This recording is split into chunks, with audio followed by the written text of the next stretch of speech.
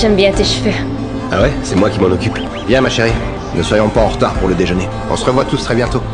Tu devrais avoir honte de toi, draguer une femme de Dieu. Quoi? Mais c'est elle qui me fixait. T'as déjà une femme. Je peux regarder? Lors d'un spectacle à l'église, une invitée sur scène a tout de suite attiré l'attention de Jake. Eh, c'est qui ça? Qui? Mais la bombasse qui est assise là.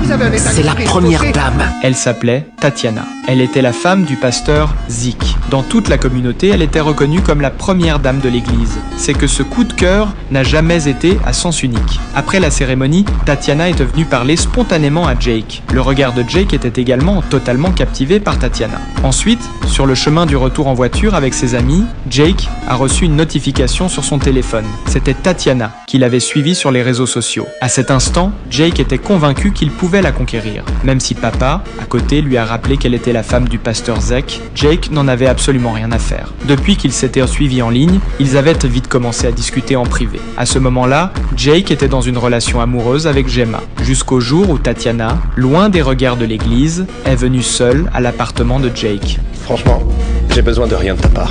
Je gagne mon propre argent. Et à quoi tu le dépenses? Loyer, nourriture. Tu veux en dépenser un peu pour moi? Non. Tu es sincère. J'adore ça aussi. À cet instant, Jake contrôlait toute la situation. Un soir, Jake a organisé une fête d'Halloween dans son appartement. Tous ses amis sont venus. L'ambiance était tout de suite très animée. Jake, où est-ce que je peux mettre ça? Ah, sur la table, là-bas. Qu'est-ce que la première dame fait ici? Relax, elle a juste proposé de nous acheter des chips. C'était censé être une fête entre jeunes, mais l'arrivée soudaine de Tatiana a éveillé les soupçons de tout le monde. Tu sais que c'est pas bien.